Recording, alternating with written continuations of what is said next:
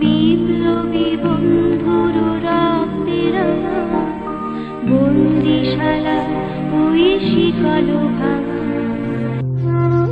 দ্রোহের প্রতীক, ন্যায় ও ইনসাফের বলিষ্ঠ কণ্ঠ ওসমান হাদি।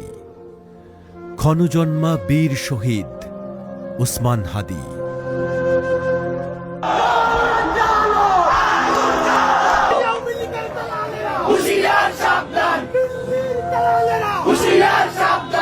রাজনীতির বুদ্ধিবৃত্তিক অঙ্গনে ছিলেন সরব এক মানুষ। ছিলেন জুলাই গণঅভ্যুত্থান পরবর্তী গঠিত সংগঠন ইনকিলাব মঞ্চের মুখপাত্র। আমি মানি না কোনো আইন, আমি ভরাদারি করি ভরাডুবি, আমি টর্পেডো, আমি ভিন ভাসমান মাইন, আমি ধূমত্রটি, আমি এ লোকে সে ঝড় ও কালো বৈশাখী, বলবীর, আমি চির উন্নতশীল। ফ্যাসিবাদ পতনে বলিষ্ঠ যোদ্ধা, স্বতন্ত্র চরিত্রে উদ্ভাসিত মানুষটি চেয়েছিল শুধু জনগণের সেবা করতে, চেয়েছিল স্বাধীন সার্বভৌম ইনসাফ ভিত্তিক রাষ্ট্র গঠন।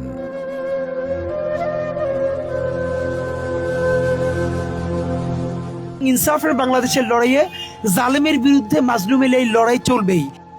হঠাৎ হঠাৎ একটা বুলেট, সব ওলট পালট।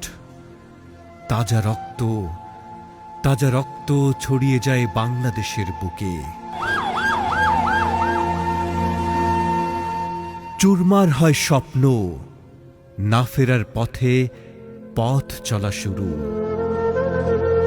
আল্লাহ যদি আমাকে নিয়ে যায়, আমার বাচ্চাটার দিকে একটু খেয়াল রাখবেন। নক্ষত্রেরও একদিন মরে যেতে হয়, হয় নাকি? ইনসাফের হাসি নিয়ে আমি আমার আল্লাহর কাছে পৌঁছতে চাই। কোটি মানুষের দোয়া ও ভালোবাসায় সিক্ত বীরের প্রস্থান।